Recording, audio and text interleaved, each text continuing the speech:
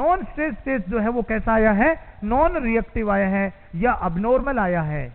कैसा आया है, अबनॉर्मल आया है। तो हम इमीडिएटली उस मदर के लिए क्या प्लान करेंगे, we will plan for the contraction stress test.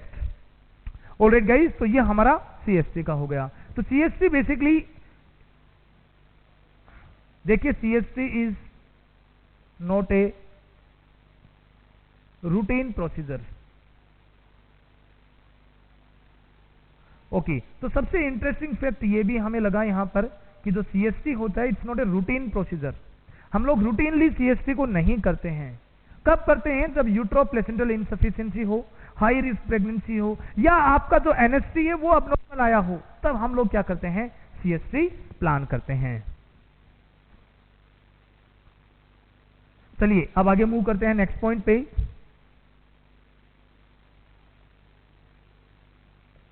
Duration of the test is 1 hour. Total duration कितना है हमारे टेस्ट का, the duration of the test is totally 1 hour. चलिए आगे मूव करते हैं अब। तो गाइस हमारा यहां पे CST करने का पर्पज है वो हमारे पास क्लियरली आ गया है। हमें ऐसा लग रहा है कि वहां पर फीटस को पूरी तरीके से ऑक्सीजन प्लेसेंटा से नहीं मिल रही है, या यूट्रो प्लेसेंटल इनसफिशिएंसी, मतलब there is a problem in the gas exchange between the placenta and uterus.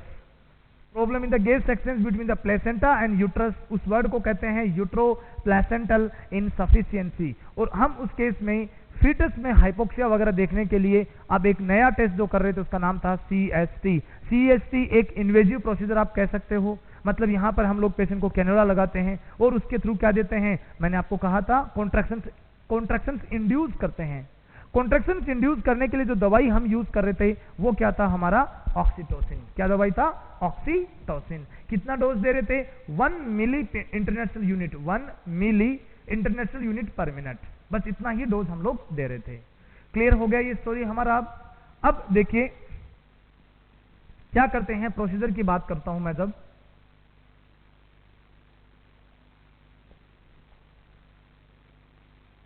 Mother in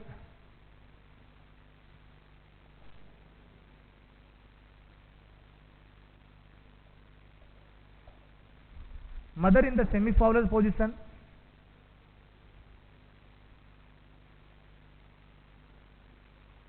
start oxytocin drip 1 milli international unit per minute. उसके बाद apply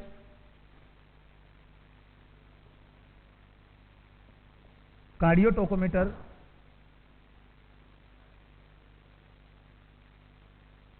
over the abdomen. Cardiotocometer हमें apply करना है कहां पर, abdomen पे। Fine, next one,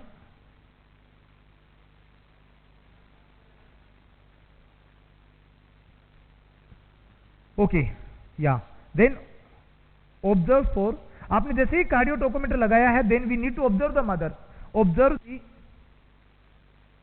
observe दी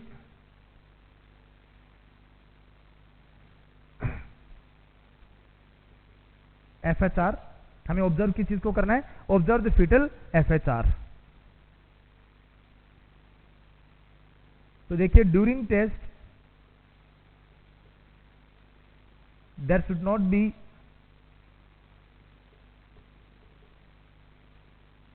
any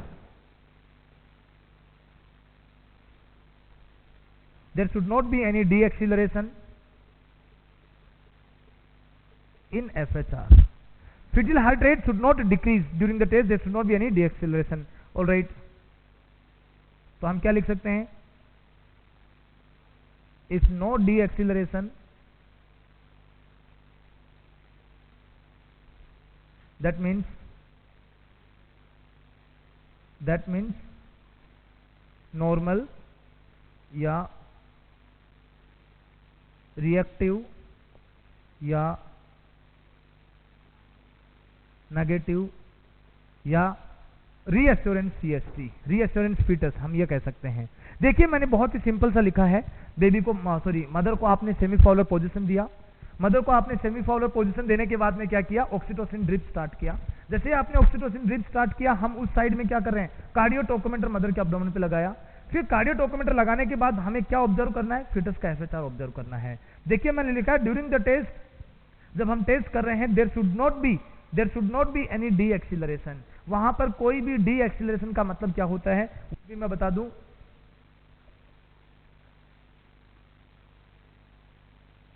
देखिए D acceleration का मतलब होता है decrease in fetal heart rate from baseline. जो बेबी की जो बेसलाइन हार्ट रेट है, उस बेसलाइन हार्ट रेट से नीचे हार्ट रेट का डिक्रीज हो जाना, मतलब डाउन हो जाना। हार्ट रेट जब डाउन होती है तो डी एक्सीलरेशन बोलते हैं, जब हार्ट रेट बढ़ती है बेसलाइन से तो उसको हम एक्सीलरेशन बोलते हैं। क्या बोलते हैं, एक्सीलरेशन। डी वर्ड हटा देते हैं। फाइन।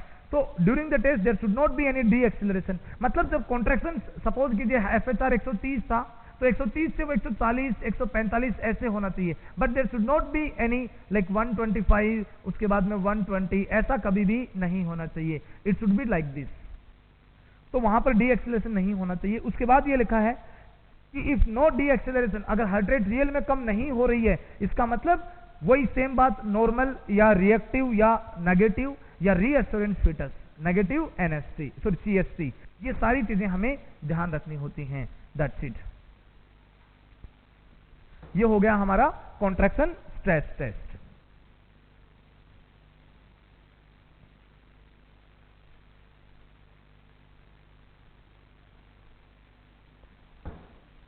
गाइस अगर कॉन्ट्रैक्शन स्ट्रेस टेस्ट के अंदर फीटस का एफएचआर डिक्रीज हो रहा है लगातार, तो हमें उस केस में क्या करना चाहिए, इमीडिएटली ऑक्सीटोसिन को स्टॉप करना चाहिए। ऐसा नहीं है कि ठीक है ऑक्सीटोसिन चल रही है, फीटस का एफएचआर कम हो रहा है, कोई नहीं, देखते हैं हम कितना कम होता है, let's wait for that D acceleration.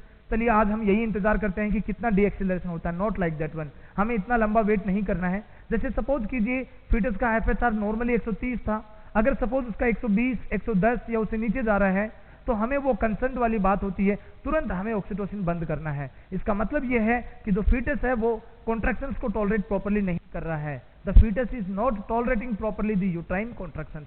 उनको टॉलरेट अगर बेबी करता तो उसकी हार्ट रेट बढ़ती, कम कभी भी नहीं होती। ओके गाइज, अब आगे बात करते हैं। तो हमारा contraction stress test and NST non stress test दोनों कंप्लीट हुए। अब बात करते हैं डिफरेंट टाइप्स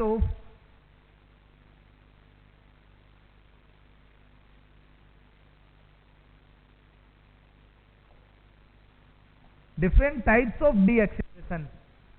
मतलब आप इसको ऐसे बोल सकते हो एक तरीके से, टाइप्स ऑफ ब्रेडिकार्डिया। हम क्या बात कर सकते हैं, we can discuss like this की टाइप्स ऑफ ब्रेडिकार्डिया। कि ब्रेडिकार्डिया, देखिए हार्ट रेट कम होना मतलब bradycardia.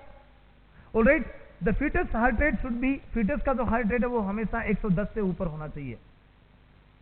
It should be between 110 to 160, 110 से 160 के बीच में होना चाहिए बेबी का हार्ट रेट। फाइन। फीटस का हार्ट रेट आपको कैसे लग, अप्रोक्सीमेटली मैं आपको एक और चीज बता दूं, मदर का जो हार्ट रेट है, मैंने पहले भी बताया है आप लोगों को, मदर का जो हार्ट रेट होता है उससे अप्रोक्सीमेटली डबल होता है, लगभग डबल होता है। अगर किसी मदर का हार्ट रेट अगर सपोज 70 है, 70 है, तो बेबी का हार्ट रेट अप्रोक्सीमेटली 140 के आसपास होता है, मतलब just double, approximately just double होता है।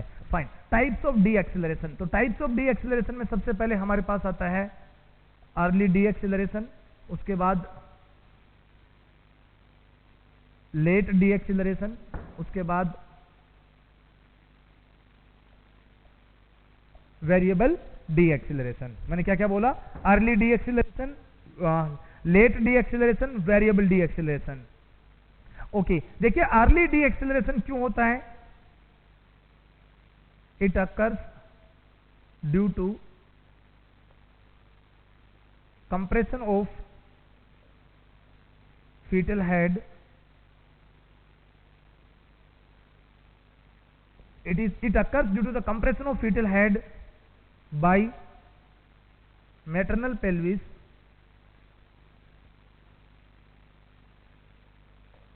all right. तो गाइज मैटरनल पेल्विस के द्वारा अगर फीटस के हेड को कंप्रेस किया गया, फीटस का हेड अगर कंप्रेस हुआ तो फीटस में क्या होगा, ब्रेडीकार्डिया होगा। ये चीज हमें यहां पर बहुत इंपॉर्टेंटली नोट करनी है। फाइन, ये कब हो सकता है? हम ऐसे कह सकते हैं, it present at the time of labour.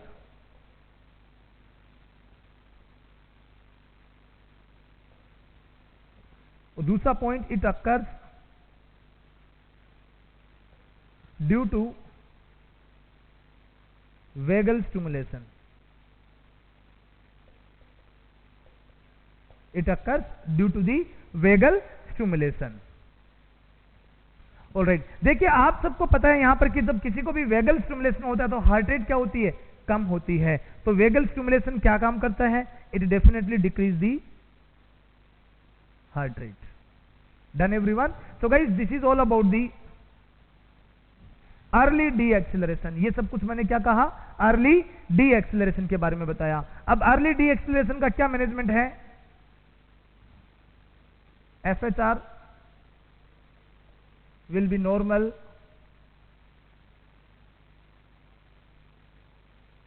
once the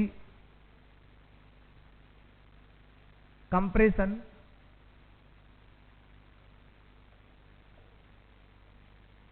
relieved। Okay, जैसे ही कंप्रेशन रिलीव होगा फिर की FHR है वो वापिस नॉर्मल हो जाएगी। ऑलराइट, तो ये था regarding the early D acceleration. मतलब बेबी जो है वो मदर के पेल्विस में आया और आते ही मदर के पेल्विस की जो बोन्स थी उन्होंने बेबी के हेड को क्या किया? कंप्रेस किया। अब बेबी का हेड जब कंप्रेस होगा तो ऑब्वियसली यहां पर जो वेगस नर्व के जो फाइबर्स हैं वो एक्टिवेट होंगे और एक्टिवेट होकर वो फिटस की FHR को क्या कर देंगे? कोलिनर्जिक रिसेप्टर्स के द्वारा कम कर देंगे। अब जैसे ही फिटस का हेड थोड़ा और नीचे जाएगा, उसके ऊपर जो कंप्रेशन लग रहा था वो कंप्रेशन कम होगा, देन व्हाट विल हैपन? उसी समय उसका FHR है वो वापिस नॉर्मल हो जाएगा। ऑलराइट, चलिए, अर्ली डी एक्सिलरेशन में कोई बड़ा ट्रीटमेंट की हमें जरूरत नहीं पड़ती है, यूजुअली ये ऑटोमेटिकली रिजोल्व हो जाता है। अब हम यहां पर डिस्कस करते हैं लेट डी एक्सिलरेशन के बारे में। लेट डी एक्सिलरेशन किस चीज को इंडिकेट करता है?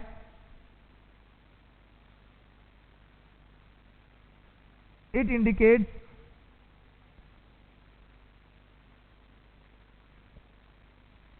uteroplacental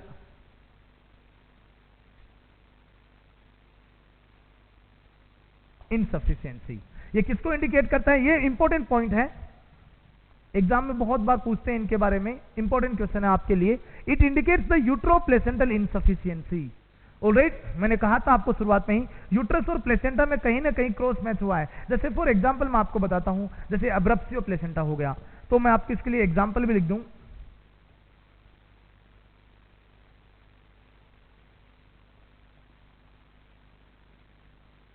अब्रप्सियो प्लेसेंटा मतलब प्लेसेंटा जो है वो यूट्रस से प्री मेच्योरली सेपरेट होने लग गई, तो यूट्राइन आर्टरी की जो ब्लड वेजल्स थी वो भी सेपरेट होंगी। अब प्लेसेंटा को ब्लड नहीं मिल रहा है। प्लेसेंटा को अगर ब्लड नहीं मिलेगा तो ब्लड प्यूरिफाई कैसे होगा? डिफ्यूजन नहीं होगा ऑक्सीजन का, और अगर डिफ्यूजन नहीं हुआ तो फीटस को भी ऑक्सीजन नहीं मिलेगी अम्लाइकल वेन के द्वारा। तो बेबी में क्या हुआ? हाइपोक्सिया हुआ। यूट्रोप्लेसेंटल इनसफिशिएंसी रियल में बहुत डेंजरस होती है। It required immediate labour. हमें इसका तुरंत, अब्रप्सियो प्लेसेंटा का ट्रीटमेंट मैंने पढ़ाया आपको, वहां पर आप देखना, तुरंत मैंने कहा है we have to go for the termination of pregnancy irrespective of gestational age. बिना गेस्टेशनल एज की सोचे हमें टारगेट करना चाहिए किस चीज के लिए? लेबर के लिए। फाइन, आगे आते हैं। ओके, लेट डी एक्सिलरेशन की कंडीशन में क्या होगा? FHR will be less than 110 beats per minute. Fetus की जो FHR है वो 110 से कम हो जाएगी। नेक्स्ट वन, लाइक अगर हम बात करें इसके ट्रीटमेंट की, तो हम पेशेंट को क्या ट्रीटमेंट देंगे? तो देखिए ट्रीटमेंट में हम यहां पर सबसे पहले पेशेंट को ऑक्सीजन एडमिनिस्ट्रेशन देंगे। ऑलराइट, उसके बाद हम लाइक पोजीशन चेंज करेंगे। हम पहले कह सकते हैं administer oxygen to the mother. ये हमारा प्रायोरिटी मैनेजमेंट होना चाहिए। This should be our priority management. मैंने यहां पर आपको क्या कहा? We should administer the oxygen first. हमें पहले ऑक्सीजन देनी है, उसके बाद में हमें फर्दर प्लान करना है। कारण क्या हो रहा है वहां पर? रीजन आपके सामने लिखा है, यूट्रोप्लेसेंटल इनसफिशिएंसी। यूट्रोप्लेसेंटल इनसफिशिएंसी हमेशा किस चीज को इंडिकेट करता है? ये ऑलवेज, ये हमेशा इंडिकेट करता है फीटल हाइपोक्सिया को। किस चीज को? फीटल हाइपोक्सिया को।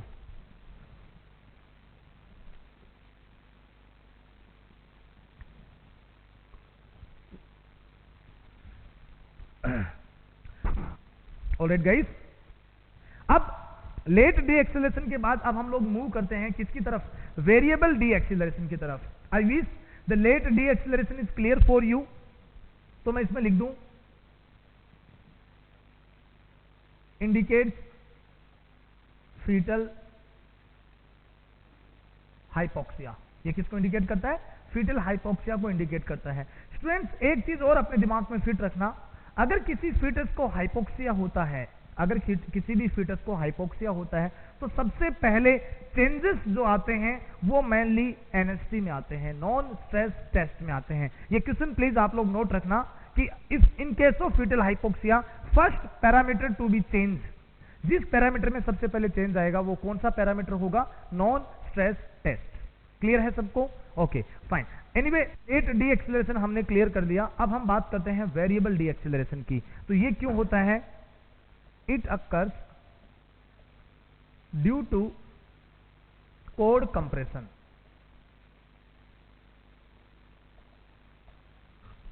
ये बेसिकली अगर कोड प्रेजेंटेशन है, कोड प्रोलैप्स है, मतलब मैं अम्बिलिकल कोड की बात कर रहा हूं। अम्बिलिकल कोड क्या करती है? Umbilical cord provides the purified blood, oxygenated blood from the placenta to the fetus. तो फीटस की बॉडी को ऑक्सीजन कहां से मिल रही थी? अम्बिलिकल कोड से मिल रही थी। अगर वही अम्बिलिकल कोड कंप्रेस हो जाए, हो सकता है फीटस की बॉडी से कंप्रेस हो जाए, ऑलरेडी किसी भी तरीके से ये अम्बिलिकल कोड बाहर डिलीवर हो जाए, बेबी से भी पहले, पहला बेबी बाद में पहले अम्बिलिकल कोड बाहर आ जाए, तो किसी भी कंडीशन में अगर कोड का कंप्रेशन हुआ तो क्या होगा? Fetus will not receive the blood, baby को ब्लड नहीं मिलेगा। In that case what will happen? Baby will have a severe hypoxia. देखिए, मैं एक और इंटरेस्टिंग ट्रिक आपको बता दूं, इन तीनों में से, तीनों डी एक्सेलरेशन में से, मतलब तीनों ब्रेडिकार्डिया में से सबसे डेंजरस ब्रेडिकार्डिया यही वाला होता है। कौन से वाला? Variable D acceleration. Variable D acceleration में मतलब अम्बिलिकल कोड एकदम से कंप्रेस हो गई, ब्लड बिल्कुल नहीं जा रहा फीटस की तरफ, तो फीटस में तो क्या होगा? Severe hypoxia. Utero placental insufficiency में क्या है कि जो यूट्रस है उसके प्लेसेंटा है वो अभी इतना सेपरेट हुई है, कंप्लीटली सेपरेट नहीं हुई है। कंप्लीटली सेपरेट हुई होती तो वो बाहर डिलीवर हो जाती। Alright fine. तो it occurs due to the cord compression. Example, in case of cord prolapse, cord presentation, cord prolapse, cord presentation. तो ऐसे केस में कोड कंप्रेशन हो सकता है। नेक्स्ट लिखिए, it is a most severe deceleration. It is a most severe deceleration. Fine. Next one,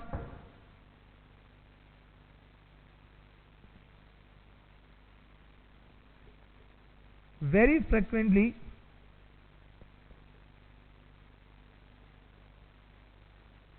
FHR will change। तो baby की जो FHR है इस केस में वेरिएबल में like this,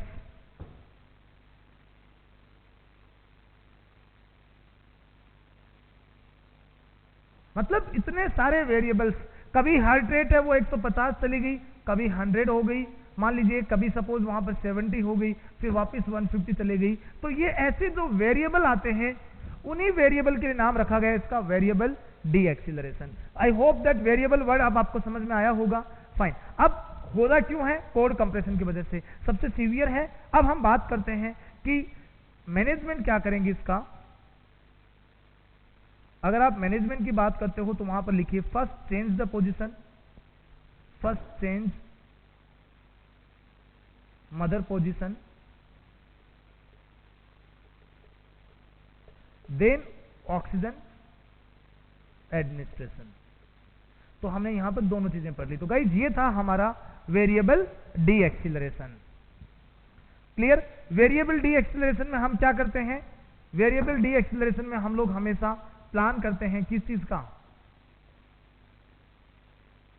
plan for caesarean section, plan for caesarean section. Alright, ये हो गया हमारे different types of deceleration या different varieties of deceleration. Fine guys, तो आई होप दैट आज का आपके सेशन में बहुत सारे इंपॉर्टेंट चीजें आप लोग सीख के जाओगे। मैंने सबसे पहले आपसे डिस्कस किया था नॉन स्ट्रेस टेस्ट के बारे में स्टूडेंट्स, उसके बाद में मैंने डिस्कस किया regarding the contraction stress test. Contraction stress test के बाद में आज के इस लेक्चर में हमने डिस्कस किया है रिगार्डिंग दी डिफरेंट वेराइटीज या different types of bradycardia. Bradycardia को मैं यहां पर फीटस प्रेगनेंसी का सिचुएशन है, मैं यहां पर वर्ड यूज करूंगा D acceleration. Alright,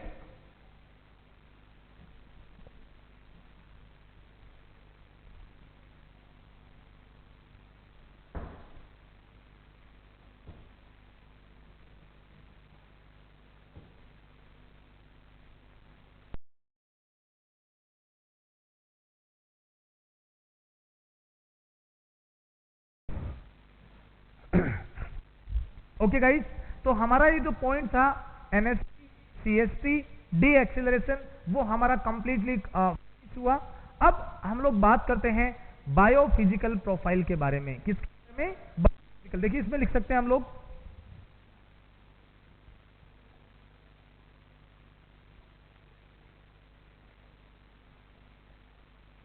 biophysical score हो गया या मैनिंग स्कोर हो गया। क्लियर हो गया? मैनिंग स्कोर या बायोफिजिकल स्कोर। क्लियर? इस मैनिंग स्कोर में जो चीज हमारे लिए आता है वो है fetal biophysical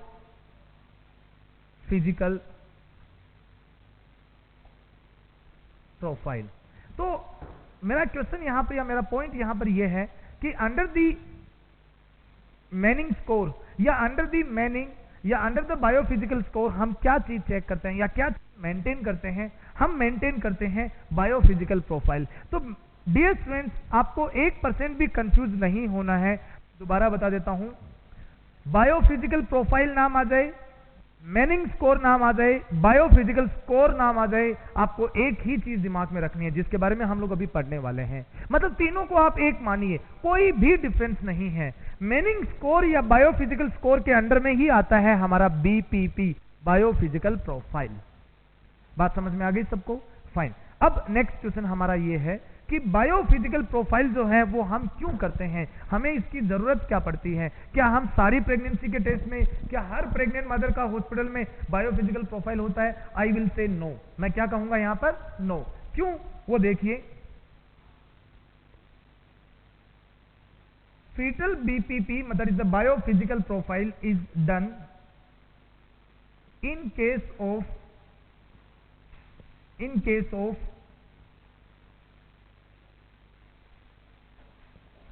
non reactive NST. ये मेन कारण है।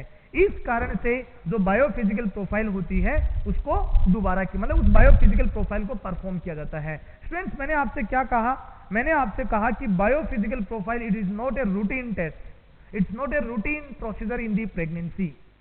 कब करते हैं? जब मदर का क्या हो, जो एनएसटी है, नॉन स्ट्रेस टेस्ट है, वो कैसा हो? नॉन रिएक्टिव हो या अबनॉर्मल हो। और कौन सी कंडीशन में कर सकते हैं? ये तो पहला कंडीशन आ गया। दूसरा condition, in case of high risk pregnancy. In case of high risk pregnancy, for example high risk आप किसको मानोगे? In case of severe pre eclampsia, in cases of severe pre eclampsia, in case of advance age of mother,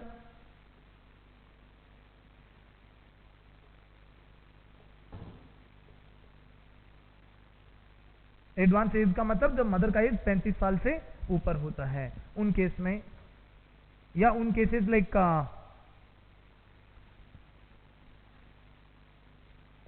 previous history of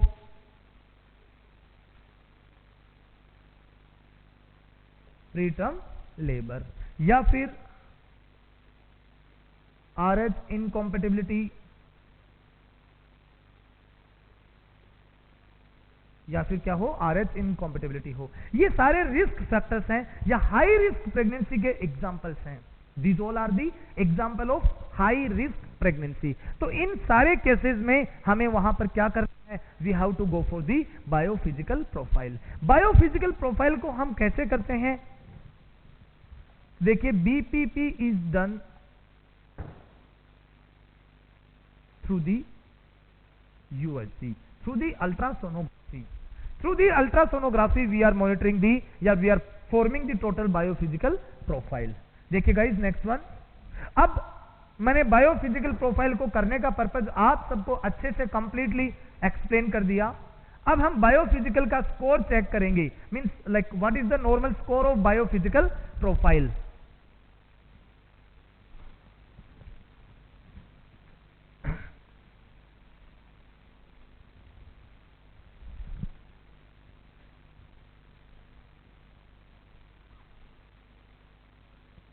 students, आज तक biophysical profile के बारे में exam में केवल एक बार नॉर्मल बायोफिजिकल प्रोफाइल का स्कोर पूछा था और अभी तक कोई एग्जाम में क्वेश्चन नहीं आया है. बट फिर भी जैसे एग्जाम का ट्रेंड चेंज हो रहे हैं, as the exam trends are changing, we have to be prepared well. हमें हर तरीके के पॉइंट्स के बारे में, हर एंगल के बारे में डिस्कस करना चाहिए. बिकॉज एग्जाम में कभी भी कुछ भी पूछा जा सकता है आपके ओबीजी के पर्सपेक्टिव से. ऑलराइट, इसलिए मैं आपको गायनेकोलॉजी एंड ऑब्स्टेट्रिक्स से रिलेटेड कोई भी पॉइंट्स, कोई भी टॉपिक स्किप नहीं करवाना चाहता. आई विश दैट जब आप घर पे बैठे हो, जब आपने सिस्टम को, लैपटॉप को ऑन रखा है, या आप अपने मोबाइल ऐप से, जब सपोज कीजिए आप हमारे इस प्लेटफॉर्म पे, वेब प्लेटफॉर्म ऑफ जीआरपी पे जब आप देख रहे हो, तो आपको ऑब्स्टेट्रिक्स से रिलेटेड कोई भी डाउट्स नहीं रहना चाहिए. कोई भी ऐसा पॉइंट है जो थ्योरेटिकली आपके पास आपने नहीं पढ़ा हो, वो नहीं रहना चाहिए. तो एक कंप्लीट जिसको पैकेज बोलते हैं कि okay, I am 100% done with the obstetrics. ये पॉइंट्स पे मैं आपको आना चाहता हूं. ऑलराइट, तो चलिए अब हम वापस अपने पॉइंट पे आते हैं. तो बायोफिजिकल प्रोफाइल के अंदर सबसे पहले मैं बात करता हूं स्कोर की. Score of biophysical profile. Normal score कितना होता है? Normal score is between 8 to 10. Normal score मैंने कितना बताया? 8 से 10. Score between 6 to 8. कोई भी स्कोर जब 8 से 10 है वो बेस्ट है, नॉर्मल है 8 से 10. अगर स्कोर 6 से 8 के बीच में है, इट इज कंसिडर इक्विवोकल.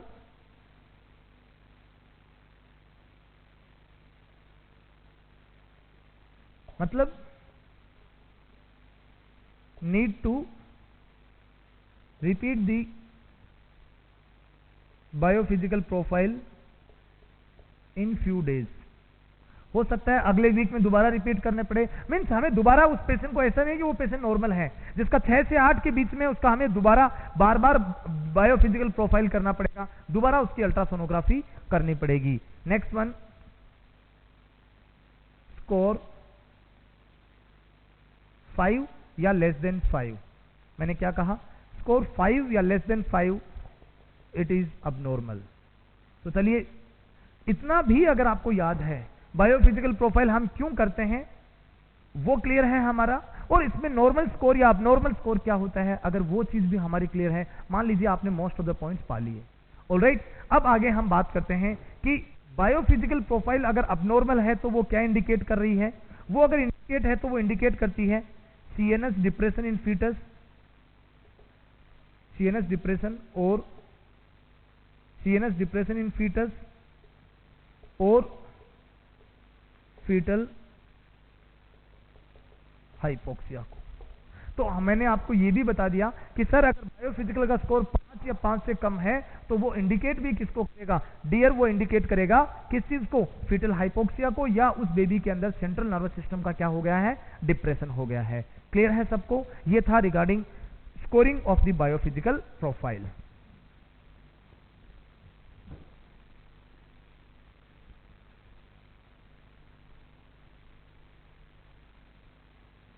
अब हम बात करते हैं कंपोनेंट्स ऑफ बायोफिजिकल प्रोफाइल.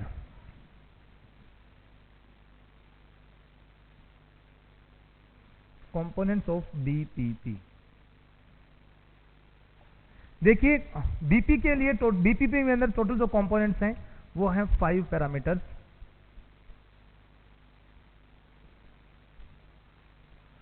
इनको हम लोग शॉर्ट में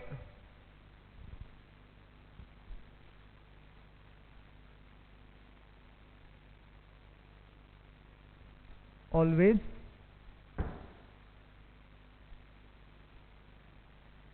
नोटोरियस, हम इसको शॉर्ट में एक मैनेमिक्स से याद रखने का वो ऐसे है कि टीबीएम ऑलवेज नोटोरियस या टीबीएम इज ऑलवेज नोटोरियस। मतलब अगर किसी को टीबी मेनिंजाइटिस हो जाता है, टीबीएम का मतलब यहां पर क्या है, टीबी मेनिंजाइटिस से है। एक याद करने का तरीका है, एक ट्रिक है आपके लिए और कुछ नहीं है। ये मैंने कहा है कि जो टीबी मेनिंजाइटिस है वो हमेशा नोटोरियस होता है, मतलब हमेशा डेंजरस होता है। किसके लिए, पेशेंट के लिए। तो उस चीज के अंदर हम लोग बात करते हैं, यहां पर पैरामीटर्स में बात करते हैं। सबसे पहले वर्ड आता है टी, टी का यहां पर मैंने वर्ड यूज किया है फीटल टोन, टी के लिए fetal tone. Next one B, B का यहां पर मतलब है फीटल ब्रीथिंग मूवमेंट्स। कितनी देर तक चेक करते हैं हम लोग फीटस के ब्रीथिंग मूवमेंट्स, हम लोग 30 मिनट्स के लिए चेक करते हैं, 30 मिनट्स के लिए चेक करते हैं। ऑलराइट, तो यहां पर MTS शॉर्ट में लिखा है मैंने minutes, fine. Next one M, alright. तो सबसे पहले कौन सा था, सबसे पहले था फीटल टोन, दूसरा क्या था fetal breathing movements, third one is the fetal gross body movement, M for movement now. तो आप लिख सकते हो इसको fetal gross body movements, M for movements. Fetus के ग्रोस बॉडी मूवमेंट्स हम कितनी देर के लिए देखेंगे वो भी हम चेक करेंगे 30 मिनट्स के लिए। ऑलराइट गाइस, अब ऑलवेज, ऑलवेज में जो ए है उस ए का मतलब है एमनियोटिक फ्लूइड वॉल्यूम। ए का मतलब क्या है, amniotic fluid volume. Amniotic fluid volume का मतलब यह है यहां पर मोर देन 2 या मोर देन 2, 2 या more than 2 size of each vertical pouch. ये किसकी बात कर रहा है, ये ऑलवेज, मतलब मैंने आपको एमनियोटिक फ्लूइड इंडेक्स पढ़ाया था गाइज, याद हो तो। एमनियोटिक फ्लूइड इंडेक्स में मैंने क्या कहा था, जो एमनियोटिक कैविटी था या मदर का जो यूट्राइन कैविटी में जो एमनियोटिक फ्लूइड था उसको हमने 4 वर्टिकल पाउच में डिवाइड किया था। हमने कितना, 4 वर्टिकल पाउच में डिवाइड किया था अल्ट्रासोनोग्राफी के द्वारा, और अम्बलाइकस को हमने सेंट्रल पॉइंट माना था। फाइन। अब हम क्या कर रहे हैं, इस ईच वर्टिकल पाउच जो है, इस पाउच की टोटल जो लेंथ है वो एटलीस्ट इस पूरे पाउच में, मतलब एमनियोटिक फ्लूइड यहां तक फैला हुआ है, लेंथ यहां तक आ गई, इसकी लेंथ यहां तक आ गई, this one here, it should be at least 2 या मोर देन 2 सेंटीमीटर होना चाहिए। ऑलराइट, मैंने कहा था 5 से 25 के बीच में जो AFI होती है वो नॉर्मल मानी जाती है। 25 या 25 से ऊपर है इसका मतलब वहां पर पॉलीहाइड्रोमनियोज है, अगर 5 या 5 से कम है इसका मतलब वहां पर ओलिगोहाइड्रोमनियोज है। क्लियर। नेक्स्ट वन नोटोरियस, यहां पे N का मतलब है NST, that's a normal non stress test, non stress test. तो जब हम लोग, अब देखिए बड़ा इंटरेस्टिंग फैक्ट है, फैक्ट ये है कि जब आप अल्ट्रासोनोग्राफी करोगे, जब आप पेशेंट का बायोफिजिकल प्रोफाइल करोगे, तो गाइस बायोफिजिकल प्रोफाइल में हम क्या करते हैं, हम ईच पैरामीटर्स को कितने मार्क्स देते हैं, मैक्सिमम।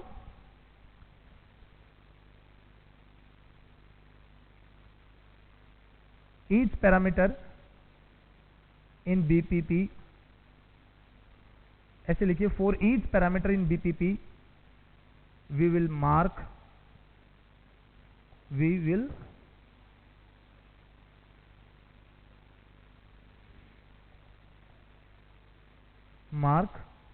2 स्कोर। कब, अगर वो नॉर्मल है तो, इफ abnormal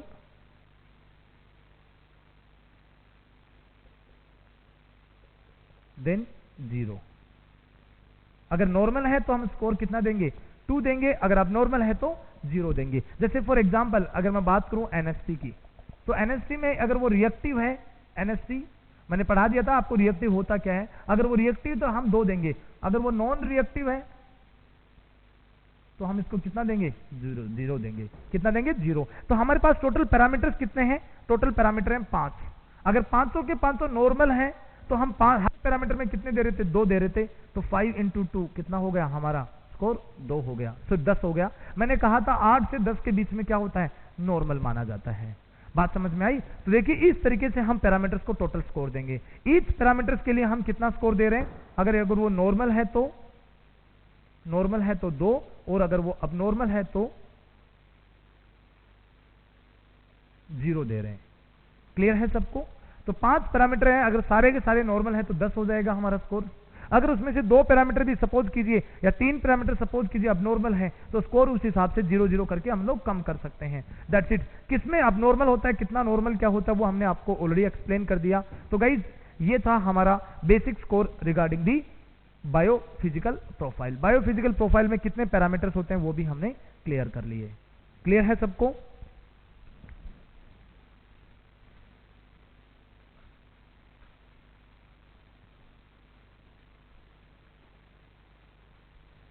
तो अगर अबनॉर्मल है तो 0, और अगर नॉर्मल है तो कितना स्कोर देंगे, 2 स्कोर देंगे। फॉर एग्जाम्पल जैसे सपोज कीजिए लाइक का A for fetal tone. T का मतलब यहां पे क्या लिखा है, टी का मतलब है यहां पे फीटल टोन से रिलेटेड बात कर रहे हैं। तो फीटल टोन का मतलब क्या हुआ, फीटस की मसल टोन की बात हो रही है। They are talking about the fetal muscle tone. तो यहां पर इन्होंने बताया है कि एटलीस्ट 30 मिनट में एक बार फीटस के जो हैंड्स हैं, जो एक्सट्रीमिटीज हैं, उसमें एक्सटेंशन और वापस फ्लेक्शन होना चाहिए। तो देखिए अगर आप टोन की बात कर रहे हो तो क्या बोलोगे, at least 1 time extension and then flexion in fetal body limbs. Fetus के जो एक्सट्रीमिटीज हैं उनमें एक बार इन 30 मिनट्स। ऑलराइट। तो ये हो गया हमारा पॉइंट किसके regarding, this is regarding the fetal tone. Alright guys. तो मैंने क्या कहा, at least one time there should be extension and then again there should be flexion. Usually fetus की कौन सी पोजीशन में फीटस रहता है, फ्लेक्शन में रहता है। बट अगर एक फीटस है वो 30 मिनट में एक बार अपने एक्सट्रीमिटीज को एक्सटेंशन कर रहा है, क्या कर रहा है, एक्सटेंशन कर रहा है, देन वापस क्या हो रहा है, फ्लेक्शन हो रहा है, इसका मतलब वो फीटस है वो नॉर्मल है। तो हम यहां पर कितना स्कोर देंगे, इस कंडीशन में हम स्कोर देंगे कितना, 2। अगर 30 मिनट आपने वेट किया और फीटस में वहां पर एटलीस्ट एक बार भी फीटस के एक्सट्रीमिटीज में एक्सटेंशन नहीं हुआ, इसका मतलब हम वहां पर स्कोर क्या देंगे, 0 देंगे। Alright guys. तो ये हो गया हमारा फीटल टोन से रिलेटेड।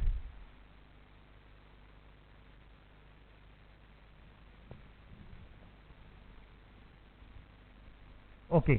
अब अगर जैसे सपोज कीजिए आप बात करते हो लाइक फीटल ब्रीथिंग से रिलेटेड या ब्रीथिंग मूवमेंट से रिलेटेड, तो यहां पर ये पॉइंट है, इसमें भी हमें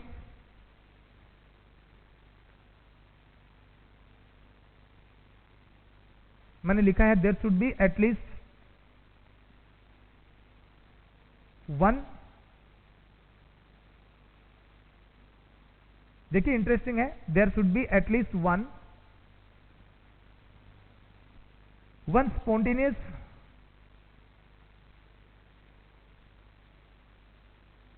breathing movement lasting for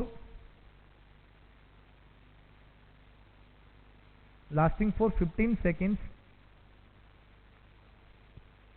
in total duration of 30 minutes in total duration of 30 minutes। क्या बोला गया है यहां पर, ये चीज इसमें क्या एक्सप्लेन किया गया है, इसमें ये एक्सप्लेन किया गया है कि वहां पर एटलीस्ट फीटस में एक बार at least 1 time spontaneous breathing movements होने चाहिए। There should be at least 1 spontaneous breathing movement. मतलब आपको यूएसजी में दिखना चाहिए कि बेबी 30 मिनट में एक बार एकदम आराम से ब्रीथिंग मूवमेंट कर रहा है, और ये ब्रीथिंग मूवमेंट चलना चाहिए फॉर एटलीस्ट कितनी सेकंड के लिए, 15 सेकंड के लिए तो एटलीस्ट चलना ही चाहिए। ऑलराइट। तो क्या किया, बेबी ने एक बार 30 मिनट तक आपने ऑब्जर्व किया, और 30 मिनट में एक बार बेबी ने क्या किया, उसमें ब्रीथिंग मूवमेंट्स था, कितनी सेकंड के लिए, एटलीस्ट 15 सेकंड के लिए। अगर ऐसा एक ब्रीथिंग मूवमेंट्स भी आपको स्पॉन्टेनियसली मिल रहा है, किसका, फीटस का, इसका मतलब हम वहां पर क्या देंगे, स्कोर 2 देंगे। अगर 30 मिनट में आपको एक ब्रीथिंग मूवमेंट तो मिल गया, स्पॉन्टेनियस ब्रीथिंग मूवमेंट, बट वो हार्डली 5 सेकेंड्स के लिए था, तो हम उसके इसके अंदर 0 स्कोर देंगे, वहां पर 2 नहीं देंगे। ये चीज भी याद रखनी है, इट शुड लास्ट या it should run for at least 15 second. Clear है? ये स्टोरी थी regarding the fetal breathing movements की।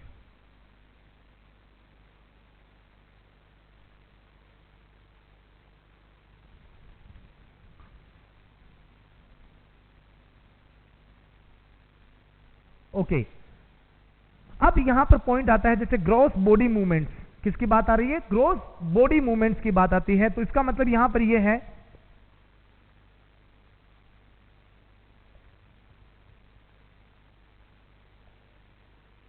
Gross body movement. तो गाइस ग्रॉस बॉडी मूवमेंट की जब बात आती है तो यहां पर भी आपके लिए ड्यूरेशन वही सेम है, कौन सा, 30 minute, at least 3 body movement,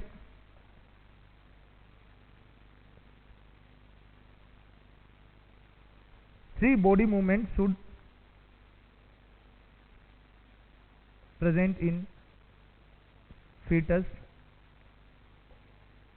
over 30 minutes. अगर ऐसा मिलता है आपको तो स्कोर देंगे 2।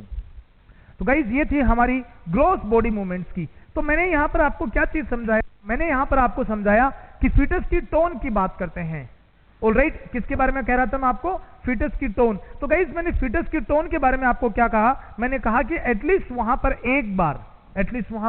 एक बार one time there should be extension and then again, पहले बेबी में फ्लेक्शन होता है, नॉर्मली होता है ये यूट्रस में, like when the baby is in the amniotic fluid, at least one time 30 minutes में एटलीस्ट एक बार वहां पर एक्सट्रीमिटीज में एक्सटेंशन, फिर वापस क्या होना चाहिए, फ्लेक्शन होना चाहिए। एटलीस्ट एक बार भी वहां पर एक्सटेंशन से वापस फ्लेक्शन हो गया तो हम उसको स्कोर कितना देंगे, 2।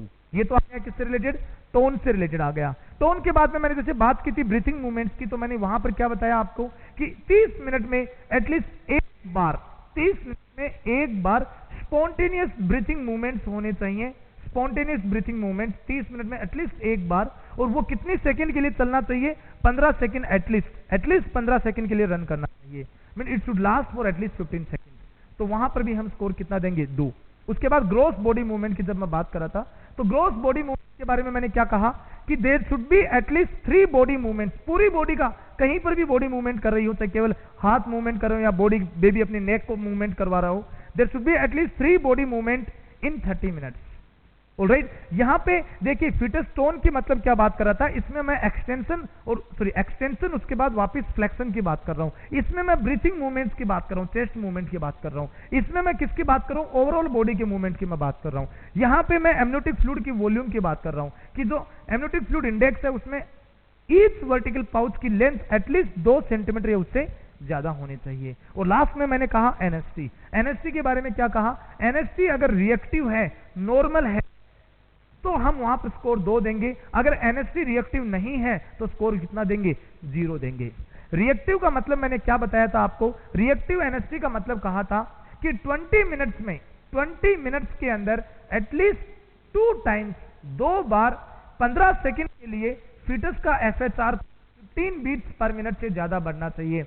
जो बेसलाइन है उससे 15 beats per minute, 15 beats per minute से ज्यादा इंक्रीज होना चाहिए। कितनी देर के लिए एटलीस्ट होना चाहिए, कंटिन्यूसली 15 सेकंड के लिए। ऑलराइट, और 20 मिनट में कितनी बार, एटलीस्ट 2 बार होना चाहिए ऐसा, तो हम उसको कहेंगे नॉर्मल या रिएक्टिव एनएसटी। तो डियर स्टूडेंट्स, ये था रिगार्डिंग दी बायोफिजिकल प्रोफाइल। अगर बायोफिजिकल प्रोफाइल अबनॉर्मल है तो वो क्या इंडिकेट कर रही थी, मैंने क्या बताया था, that indicates the CNS depression या that indicates the severe foetal hypoxia. उस फीटस में क्या है, हाइपोक्सिया है। मैंने बायोफिजिकल प्रोफाइल का टोटल स्कोर कितना बताया था आपको, 10 बताया था। 8 से 10 के बीच में नॉर्मल होता है, 8 से 10 के बीच में नॉर्मल होता है, 6 से 8 इक्विवोकल है, it needs to be again monitoring, दोबारा मॉनिटरिंग करना है। अगर स्कोर 5 है या 5 से कम है, इट मीन्स उसका मतलब यह है कि वहां पर अबनॉर्मल कंडीशन है, फीटस को हाइपोक्सिया है। इसमें मैंने आपको 5 पैरामीटर्स बताए, हर पैरामीटर अगर नॉर्मल है तो हम कितना स्कोर देंगे, 2 का स्कोर देंगे। तो टोटल स्कोर कितना हो गया, 5 इंटू 2 10। क्लियर। चलिए अब हमारा जो पॉइंट्स था ये तीनों क्लियर हो गए। अब एक वर्ड की मैं बात कर रहा था आपसे,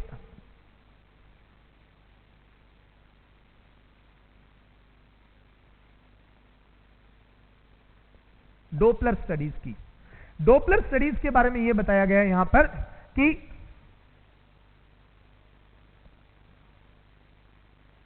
इन फर्स्ट ट्राइमेस्टर, मैंने क्या कहा, इन द फर्स्ट ट्राइमेस्टर हम कलरफुल स्टडी कर रहे हैं, कलरफुल डोपलर कर रहे हैं, colour Doppler. In the first trimester there will be diastolic notes in the Doppler.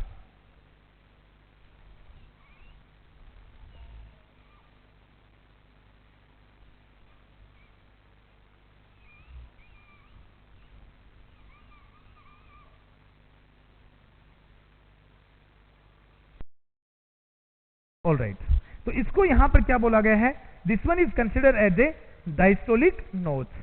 तो गाइस डायस्टोलिक नोट्स का यहां पर आपको क्या समझ में आया, डायस्टोलिक नोट्स ये किस चीज को कह रहे हैं, डायस्टोलिक नोट्स इस वर्ड को कह रहे हैं, this is called diastolic notes. ये जो बेसिकली इस तरीके से लाइक दिस जो नीचे आ रहा है, ऐसे एक नोट जैसी स्ट्रक्चर आपको बन रही है, this is called as diastolic notes. जैसे ऊपर से आया और यहां पर ऐसे गया। ऑलराइट, तो दिस इज कॉल्ड एज, जिसको मैं हाईलाइट कर रहा हूं, बार बार डार्क कर रहा हूं, that is called as diastolic nodes. So this is called as diastolic nodes. This is called as diastolic nodes, जिसको मैंने हाइपर पिगमेंटेड किया है, that is called diastolic nodes. Clear हुआ सब लोगों के लिए, फाइन है। अब in first trimester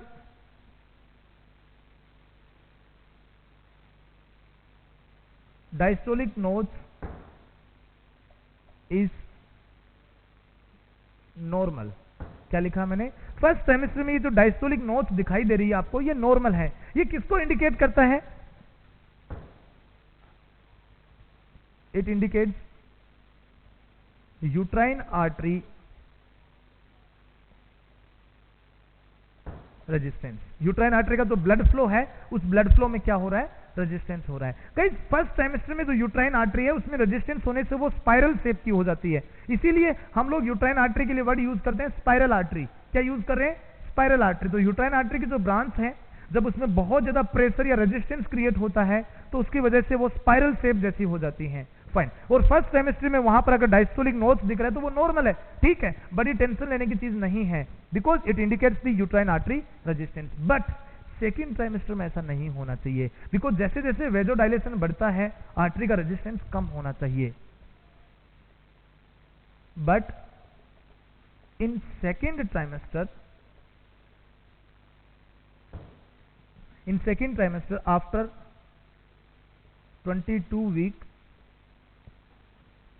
in second trimester after 22 week, if diastolic nodes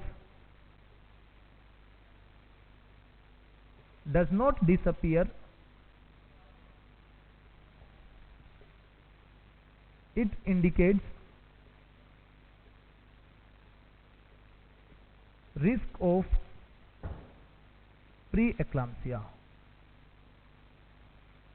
देखिए कितनी चीज बड़ी निकल के आई है हमारे पास, मतलब ये इंडिकेट्स प्रेगनेंसी इंड्यूस्ड हाइपरटेंशन, ये पीआईएच की बात कर रहा है। क्या बोला है इन्होंने यहां पर, देखिए in second trimester at 22 week पर, एटलीस्ट सेकेंड ट्राइमेस्टर स्टार्ट होते ही, सेकेंड ट्राइमेस्टर कितने वीक से स्टार्ट होता है, 13वें वीक से स्टार्ट होता है, बट हम 22 वीक तक फिर भी वेट कर सकते हैं। But at least after 22 week the diastolic node does not appear, the diastolic, if diastolic note does not disappear, मतलब 22 वीक के बाद में भी अगर ये डायस्टोलिक नोट डिसअपीयर नहीं होती है, मतलब ये कंटिन्यू रहती है, वहां पर दिखती ही रहती है, it indicates the risk of pre eclampsia. मतलब ये कहा गया है कि जो डायस्टोलिक नोट्स है वो सेकेंड ट्राइमेस्टर से डिसअपीयर हो जानी चाहिए। सेकेंड ट्राइमेस्टर में एटलीस्ट 20-22 वीक से भी आगे तक लगातार ये बनी रहती है, आपको डोपलर में बार बार वो नोट्स दिखाई देती है, वो इंडिकेट कर रही है continuous resistance of the uterine artery, artery का लगातार रेजिस्टेंस है, और वो रेजिस्टेंस किसको इंडिकेट कर रहा है, फ्यूचर में उस मदर को बहुत ज्यादा रिस्क है किसकी, प्री एक्लाम्सिया की, आप प्रेगनेंसी इंड्यूस हाइपरटेंशन बोल सकते हो। That's it. तो गाइज ये था regarding the Doppler studies for the uterine artery.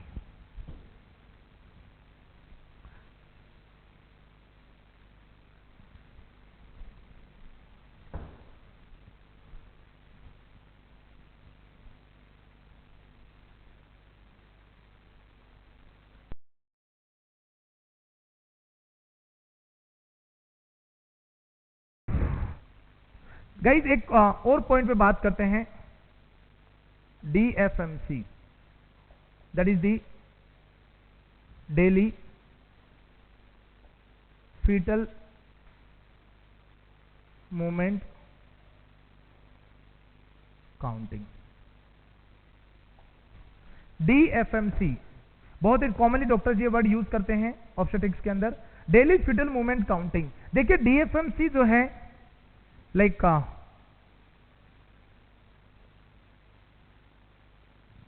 easiest and reliable method for fetal well-being। मतलब आपको अगर फीटस अंदर बेबी सुरक्षित है या नहीं है, फीटस इज वेल और नॉट इनसाइड द यूट्रस, अगर उस चीज को आपको डायग्नोज करना है तो हमारे लिए सबसे इजी क्या है, आप बस मदर का डेली फीटल मूवमेंट काउंटिंग करिए। मदर को एडवाइस कीजिए कि जैसे ही आपको फीटल काउंट्स कम लगे, मूवमेंट्स आपको नहीं फील हो, आपको तुरंत इमीडिएटली हॉस्पिटल में आना है। बिकॉज पॉइंट ये है कि अगर किसी मदर का आज अगर उसको फीटल मूवमेंट्स फील नहीं हो रहे हैं तो प्रोबेबली वहां पर कल से बेबी को हाइपोक्सिया होगा और कल से उसका नॉन स्ट्रेस टेस्ट भी है वो अबनॉर्मल आएगा। तो एटलीस्ट अगर आज उसका अबनॉर्मल आया है तो आज ही मदर को अगर काउंट्स फील नहीं हो रहे, immediately she should visit the hospital. Alright, fine. So it is the easiest and reliable method for the fetal well-being, DFMC. Guys, यहाँ पे there are two methods. There are two methods for the DFMC. One जो technique, जो first technique है वो है Cardiff technique. हम उसको क्या बोलते हैं, हम उसको बोलते हैं कार्डिफ टेक्निक, या आप ऐसे लिख सकते हो Cardiff count to 10। Cardiff count to 10। Cardiff count to 10 का मतलब क्या है, in a normal routine maternal activity, in a normal routine maternal activity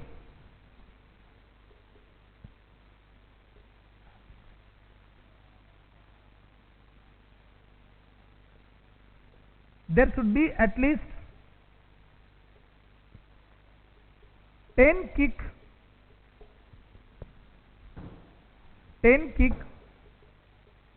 in 12-hour duration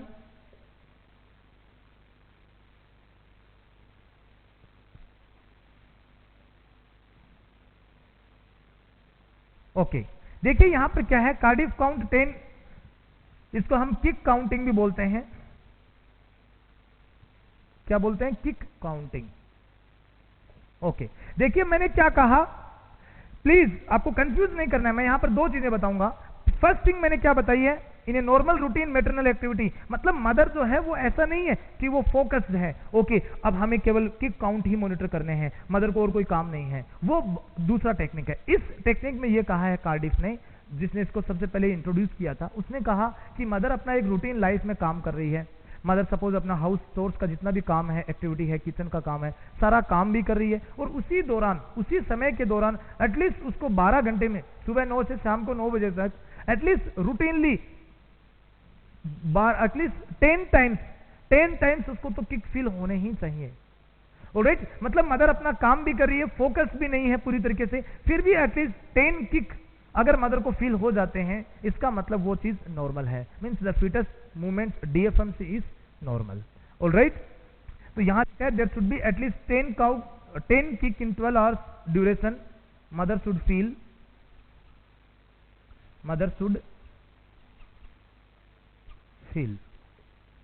alright, ये हमारा फर्स्ट मेथड है। चलिए अब हम चलते हैं नेक्स्ट मेथड के ऊपर। तो इसमें ध्यान रखना 12 आवर्स बताया है मैंने, वो कब बताया है ध्यान से सुनिए।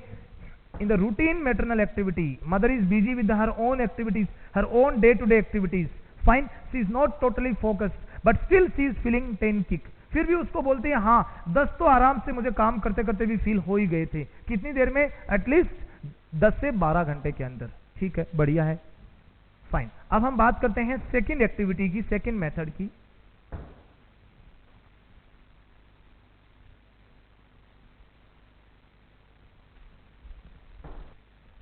वो ये है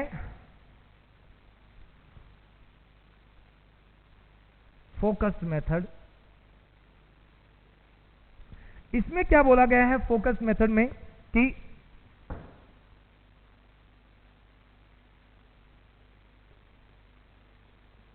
आफ्टर हैविंग मील, मतलब खाना खाने के बाद में, खाना खाने के बाद में, after having meal mother should lie down in left lateral position. Mother should lie down in the left lateral position and she should be totally focused. She should be totally focused on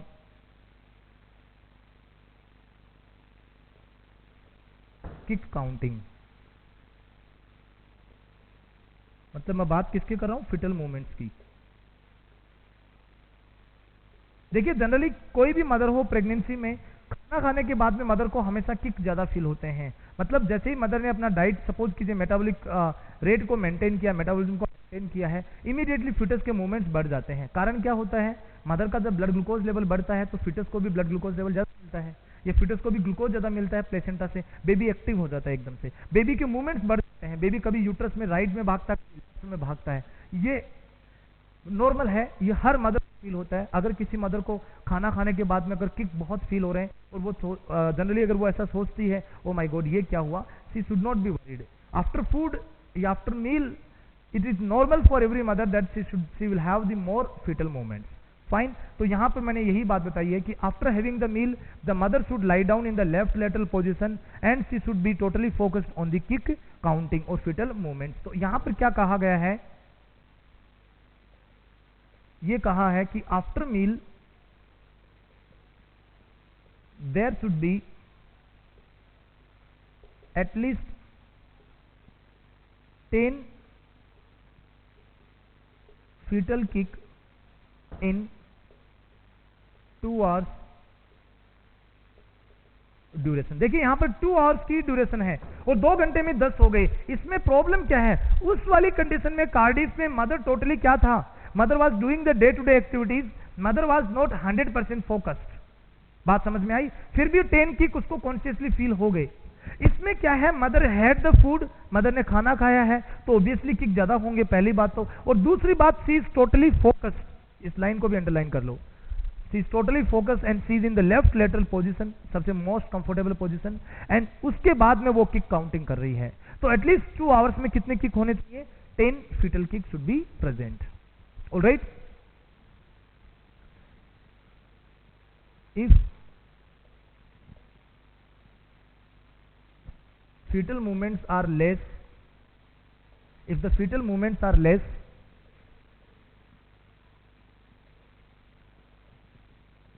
it indicates hypoxia। क्या indicate करता है ये? Hypoxia. हमें क्या करना है? we should perform NST, then we should perform biophysical profile। Okay, ये चीज भी हमारी क्लियर हो गई। तो DFMC daily fetal movement counting हमारा क्लियर हुआ पॉइंट। मैंने कहा देयर शुड बी लाइक इतने किक होने चाहिए, 12 घंटे में 10 kick at least the mother fully like अपने डे टू डे एक्टिविटीज कर रही है, या 2 घंटे में एटलीस्ट 10 काउंट मिनिमम होने चाहिए। कब? जब मदर एकदम से टोटली फोकस्ड है और she had enough meal. Specially इसको नाइट के टाइम में, जब इवनिंग में सपोज कीजिए when the mother already have her supper, supper के बाद में हम लोग जनरली मदर को ये एडवाइस देते हैं। अगर किक कम फील हो रहे हैं मदर को, इसका मतलब वो हाइपोक्सिया की तरफ इंडिकेट कर रहा है, और उस सिचुएशन में हमें इमीडिएटली एनएसटी का प्लान करना चाहिए, और एनएसटी अगर अबनॉर्मल आया तो हमें इमीडिएटली बायोफिजिकल प्रोफाइल का प्लान करना चाहिए। तो ये हमारा एक और डायग्नोस्टिक प्रोसीजर कंप्लीट हुआ।